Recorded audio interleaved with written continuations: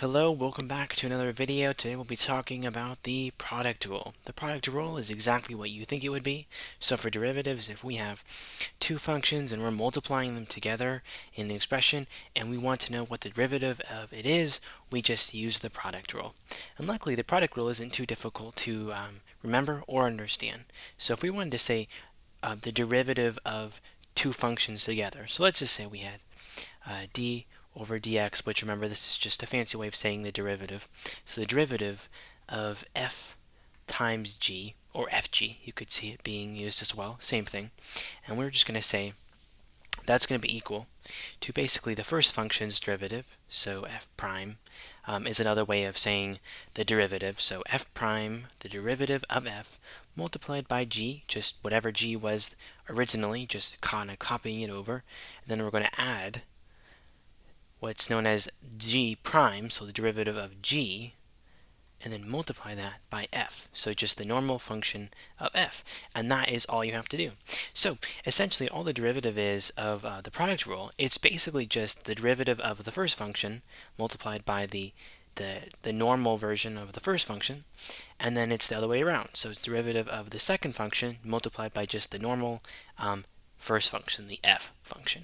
So let's try a couple and see if we can kind of understand this, because I know it's a little bit weird. It's always weird trying to learn stuff of all these when it's kind of abstract with just the letters and stuff like that. But once you get it down to actual examples, not too bad at all. So let's say we had this function. What if we had f of x is equal to x times the sine of x? And we wanted to find the derivative of that. Well, the first thing you always want to find out is, do I have to use the product rule? Because the product rule is a little longer than just using the power rule. Well, we do, because x and the sine of x are two different functions, and we can't combine them in any way. Because if we could combine the function into one function, then we actually could just use the power rule. But we can't. So if we wanted to find f prime of x, which remember that's just the derivative of x, so f prime of x will be the first function's derivative. So x's derivative is 1. And if you're having trouble remembering where I'm getting some of these values, I do recommend watching my power rule and also intro derivative video, where I go a little more and explain why certain things are what. But just know that if we wanted to find the derivative of x, for example, we would put the 1 on top, the exponent, in front, and then we would subtract 1 by 1, and 1 minus 1 is 0, and x to the 0th power is just 1, and 1 times 1 is 1, and that's why the derivative of x is 1. But if you want more in detail definitions of that, just definitely watch those two videos. I go into a little more detail. But x's derivative, so the first one, is 1, and then we want to just copy down the second function. The second function remains the same, which is just sine of x, exactly how it was originally. Then we're going to add the derivative of the second function. So the derivative of sine is just simply cosine, and I also, in my intro video, I go over basic trig derivatives too, how you have to remember some of them. So if you forget some of those, just go watch that, and that'll help you out too. So that's cosine, and then you're just copying the first function, so the f1, and that's going to be just x.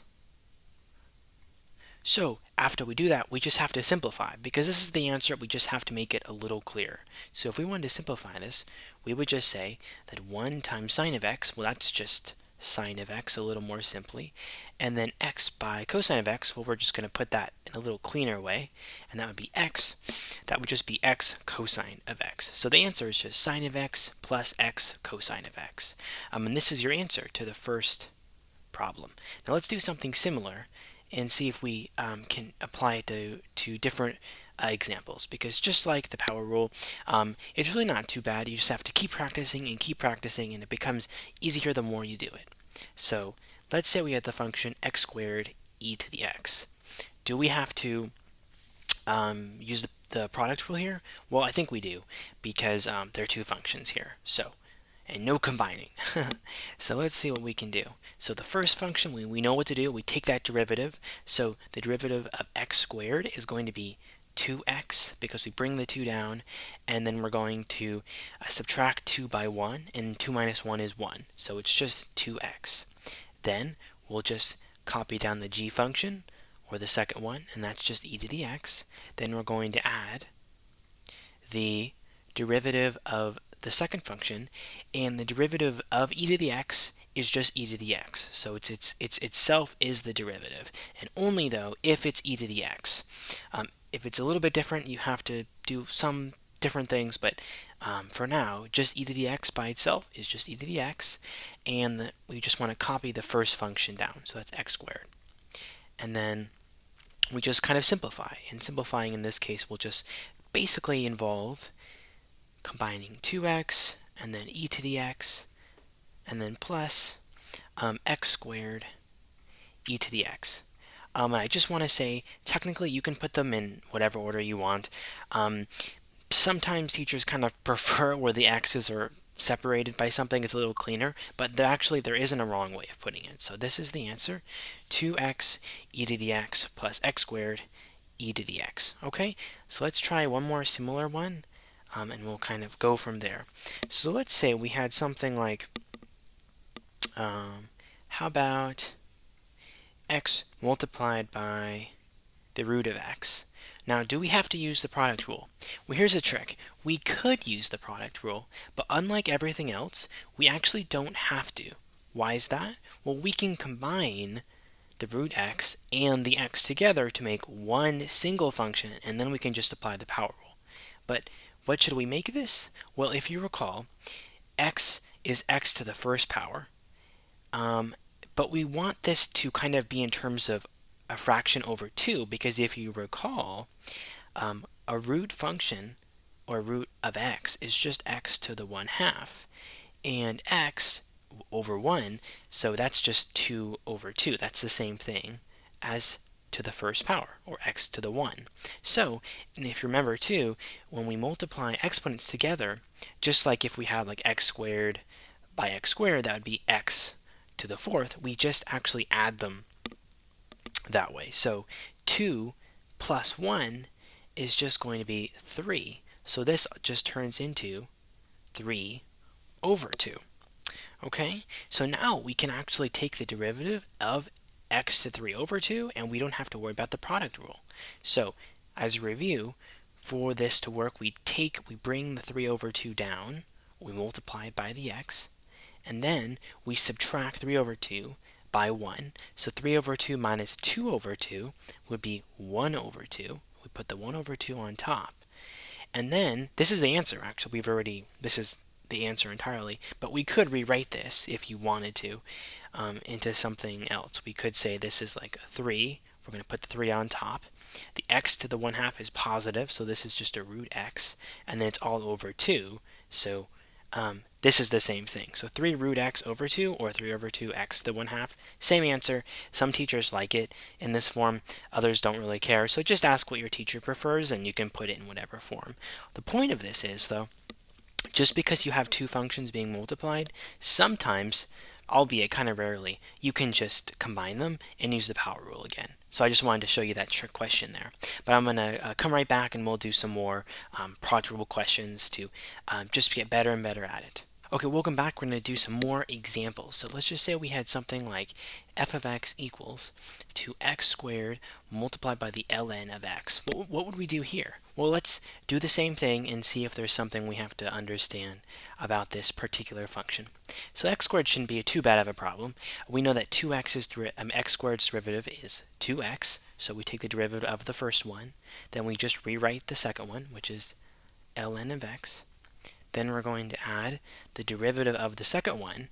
Now, the derivative of ln of x, you kind of just have to know what it is. So the derivative of ln of x turns out to just be 1 over x. And that's just one of the things you have to remember, kind of like the trig function derivatives.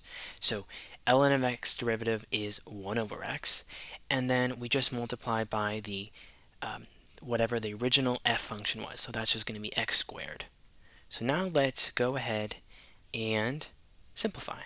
So f prime of x of this, well, we know that this is kind of already in its simplified form, so that would be 2x ln of x, and then we're going to add this together.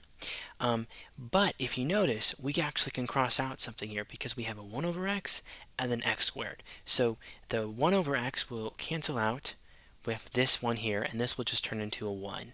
If you have a trouble seeing that, feel free to just write it out. So for example, this would be x squared over x, because we're just multiplying across to get one term. Well, we can rewrite that pretty quickly because we see it now for sure.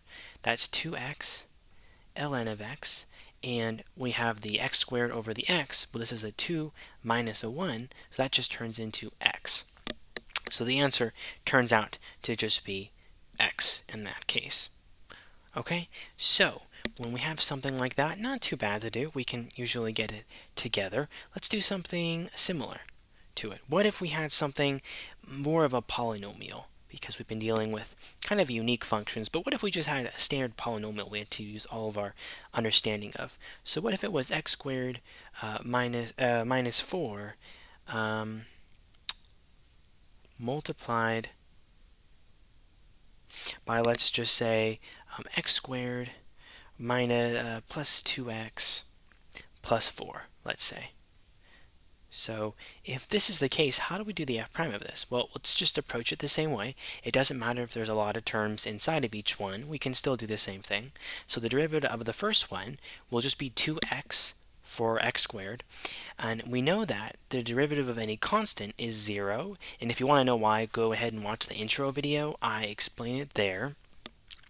So you'll have 2x there, and we're multiplying by just what the g function is, so x squared plus 2x plus 4, and then we're going to add, so just the derivative of the second one. So we know x squared from the previous would just be 2x, and then we know that 2x would just be 2, because the derivative of x is 1, so it turns out to just be 2. And then, of course, 4 is again a constant, so it's 0, so it doesn't matter to this example. And then we just take the standard of the first ones. How originally was here is x squared minus 4, and we put x squared minus 4 here. So we just have the f prime, and then we just have the g, and then the g prime of the second one, and then we just have the normal of the first one. It's the standard function. So same thing, we just have multiple terms this time. So let's see if we can simplify this. So 2x multiplied by 2x squared turns into 2x cubed, and then we have 2x times 2x, which is going to be 4x squared, and then 2x times 4 would be equal to 8x. And then we just have to go ahead and do this one. But this time we actually have to, we either can FOIL, or if you want to make it a little more visual, you can also do what's known as a square chart, so you don't mess up at all. But if you're comfortable foiling, you can do that too. But I just like showing students at first that you actually can do it like this.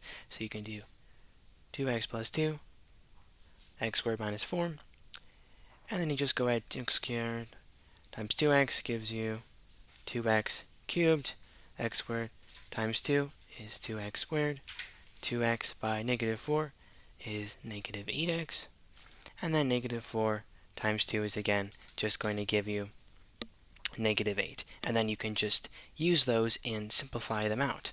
So that would just be, if we go in order, that's going to be 2x cubed, and then we have 2x squared plus a negative 8x. Oh, I'm sorry, just do it the 2x squared there. And then, of course, this is negative 8x, and then minus 8. And now we just have to simplify any terms that might exist. So, of course, we have a 2x cubed and a 2x cubed, so that becomes a 4x cubed. And we have a 4x squared, a 2x squared, that turns into 6x squared. Then we have a 8x and a negative 8x, so those actually will cancel. And then we, of course, have this minus 8 at the end.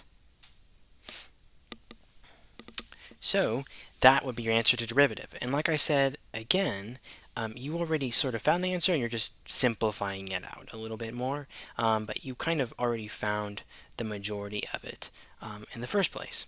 So if we had something like f of x equals to, let's say, e to the x times the sine of x, how would we find the derivative of this?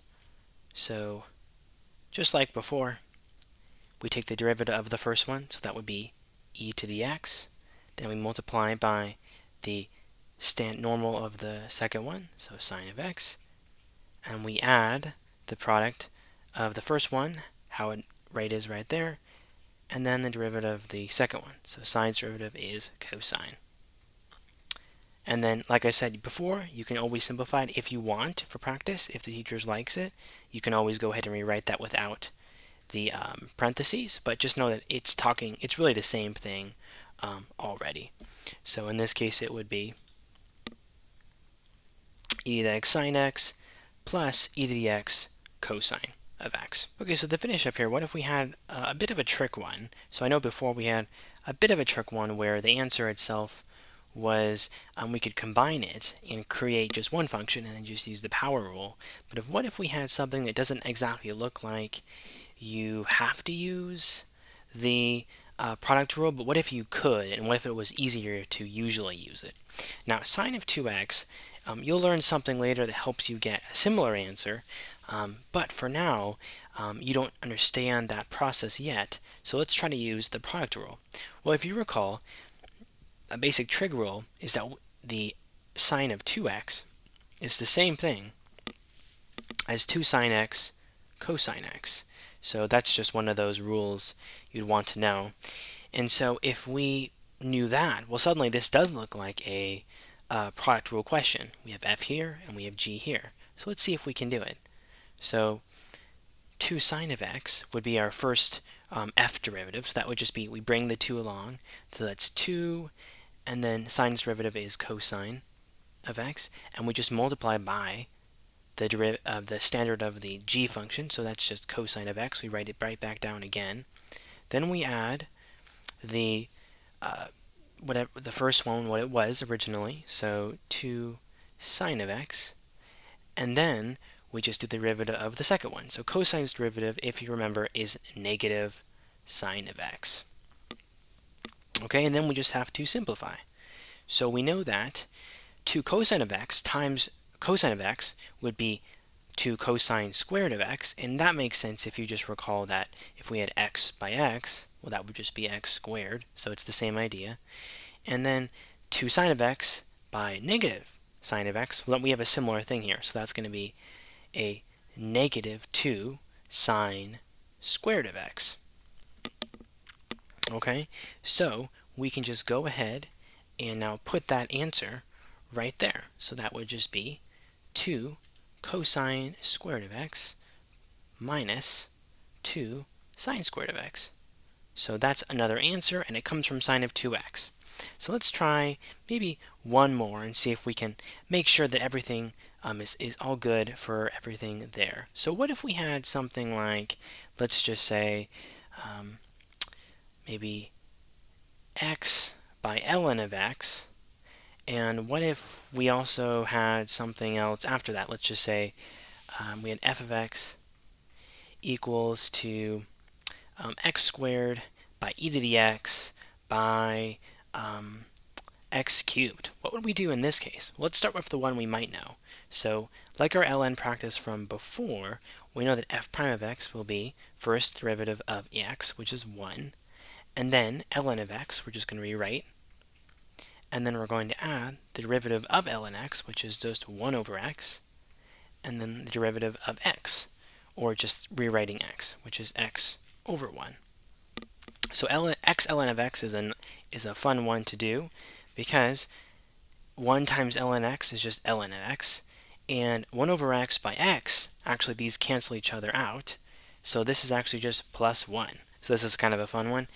But to do something like this, where there's 3 terms, it actually ends up being easier than if we had 2, technically, to remember.